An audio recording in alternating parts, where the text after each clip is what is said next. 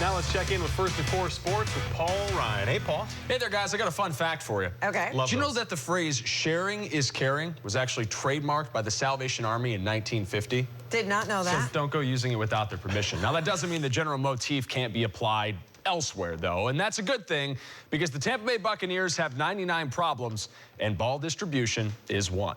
The Bucs have some skilled playmakers. Doug Martin's a top 10 running back. Charles Sims, Bobby Rainey, both shown sparks as backups and special teams contributors. In the passing game, it always seems like it's Mike Evans or Vincent Jackson getting the bulk of the targets, never both. Offensive coordinator Dirk Cutter has heard this song before.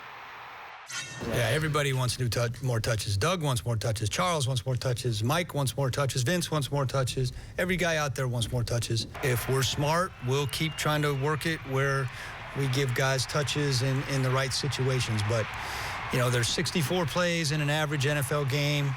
There's only so many. On the college gridiron, 9th-ranked Florida State is a road favorite against Georgia Tech on Saturday. The Seminoles still unbeaten, while the Yellow Jackets have yet to find a win in ACC play. You know, my Sportscast is getting a little tight on time. Jimbo Fisher, can you preview your opponent in 20 seconds or less? They're going to limit your possessions on offense. You got to get off the field on third down and stop them when you get a chance. Because they can eat the clock and then, you know, play angles, play the dive, play the pitch, play the quarterback, and all of a sudden the play actions and the verticals and the swing routes. And, I mean, they're very challenging. Then the cut blocks and all the things they do when they run their offense. Paul's a heck of a football coach.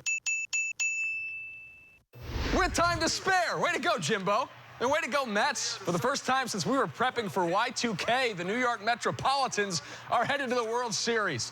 That's thanks to a 5 RBI night from first baseman Lucas Duda and another home run off the bat of Daniel Murphy.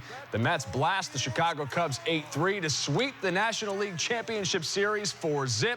For New York manager Terry Collins, it's a lifelong dream come true. For Cubby skipper Joe Madden, not so much. It's a special moment for me. After all these years when this has been your whole life, to finally get to the ultimate series that every person that's ever played this game wants to get to, I'm going to enjoy it. Pretty impressive 4 games they played against us. They did not let us up for air at any point.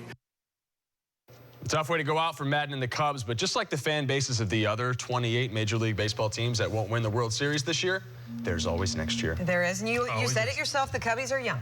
They are. They're going to be way better next year, I promise, and they've got money to spend. They're going to find a free agent pitcher that's going to change that staff, and keep your eyes peeled for Madden and the Cubs. All right, we'll be right back.